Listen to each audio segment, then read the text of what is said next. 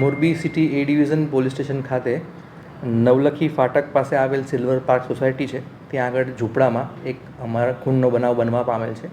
આ કામે ફરિયાદી શ્રી નરસિંહભાઈ જીવાભાઈ પરમારની ફરિયાદના આધારે ખૂનનો ગુનો દાખલ થવા પામેલ છે.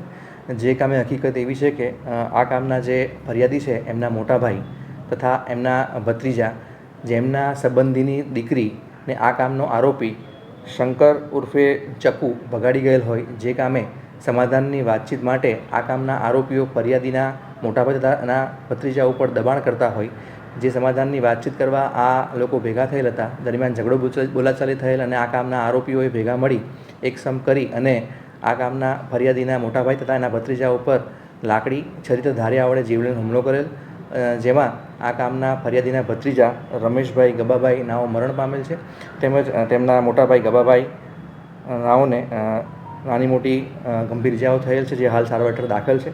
જે કામે કુલ 6 આરોપીઓ છે. આ ગુનાની તપાસ Morbi city division PI Shri Patel ચલાવી રહેલ છે. જેઓએ આ ગુનાની તપાસના કામે 6 આરોપીઓને અટક કરી ધોરણસરની કાર્યવાહી હાથ ધરેલ છે. જે આરોપીઓનું નામ Vijay Guna, Shankar Guna, Bhaga Guna, Bhavuben wife of Bhagabhai, Manjuben wife of Vijaybhai તથા સની હસમુખભાઈ નાઓ છે, જેઓ તમામને અટક કરી ધોરણસરની કાર્યવાહી હાથ ધરવામાં આવેલ છે. જે પૈકી 2 આરોપીઓ વિજય ગુણા અને શંકર ગુણા અગાઉ આરોપી તરીકે 302ના ગુનામાં અટક કરવામાં પણ આવેલ હતા.